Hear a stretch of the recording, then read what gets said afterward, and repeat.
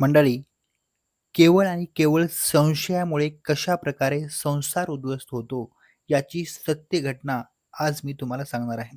ही घटना आहे जळगाव जिल्ह्यातील. या ठिकाणी सोमनाथ नावाचा तरुण आपल्या कुटुंबासह राहत होता. खरं तर त्याचा मूळ व्यवसाय शेती हा होता. मात्र शेतीमध्ये म्हणावं तसं उत्पन्न होत नसल्यामुळे तो मजुरी देखील करायचा. सोमनाथच्या पत्नीचं नाव शीतल होतं. तर त्याला एक मुलगा आणि एक मुलगी होती. तसं बघायला गेलं तर अत्यंत सुंदर असं छोटंसं त्यांचं कुटुंब होतं. शीतल दिसायला अगदी सुंदर आणि नाजूक होती. मुळात शीतल ही एक घरंदाज मुलगी होती. अर्थात तिच्या माहेरचे संस्कार खूप चांगले होते.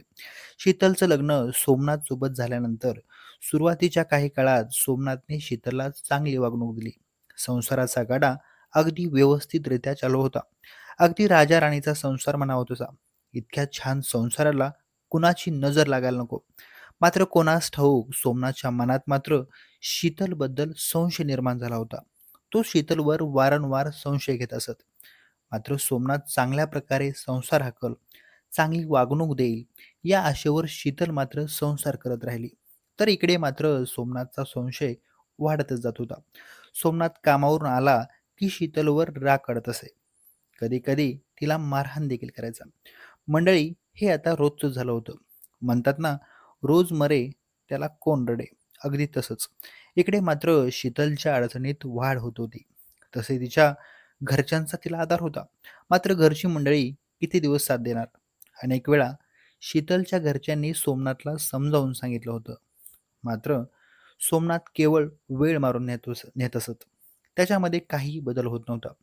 खरं तर शीतल ही अत्यंत घरंदाज मुलगी होती. तिच्यावर संशय घेण्यासारखं असं काहीही नव्हतं. मात्र सोमनाथच्या डोक्यातला संशय हा त्याला काही शांत बसू देत नव्हता. सोमनाथ जेव्हा शीतलला मारहाण करायचा, तेव्हा त्याची दोन्ही मुलं नाईलाजाने ते मुकाट्यानं बघत बसत असत. आणि जे व्हायचं ते झालं.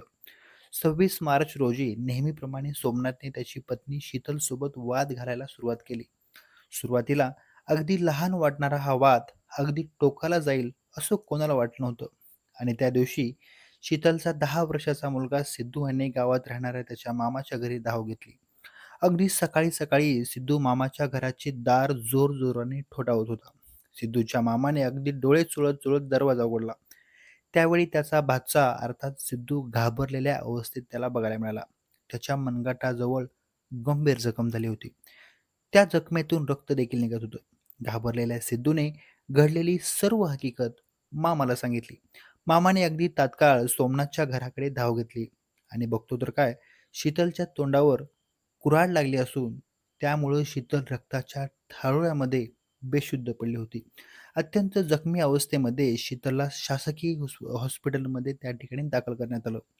तिने जगण्यासाठी खूप संघर्ष केला. मात्र नियतीला काही वेगळंच अपेक्षित होतं आणि शीतलची प्राणज्योत मावळली. इकडे मात्र शीतलचा नवरा म्हणजे सोमनाथ पळून जाण्याच्या मनस्थितीमध्ये होता. मात्र त्याला पोलिसांनी मात्र पकडले. शीतलच्या दोन्ही मुलांवर मात्र त्यामुळे उपाशी राहण्याची त्या ठिकाणी वेळ आली आहे. मंडळी, केवळ आणि केवळ संशयाची भूत डोक्यात गेल्यामुळे सोमनाथने इतके मोठे टोकाचे पाऊल उचलले आहे. अर्थात त्यामुळे त्याचे स्वतःचे संपूर्ण कुटुंबच उद्ध्वस्त झाल्याचे समोर आले आहे. मंडळी, या घटनेविषयी तुम्हाला काय वाटते? कमेंट सेक्शनच्या माध्यमातून नक्की कळवा. आमच्या क्राईम झोन मराठी या यूट्यूब चॅनलला सबस्क्राईब करा. धन्यवाद.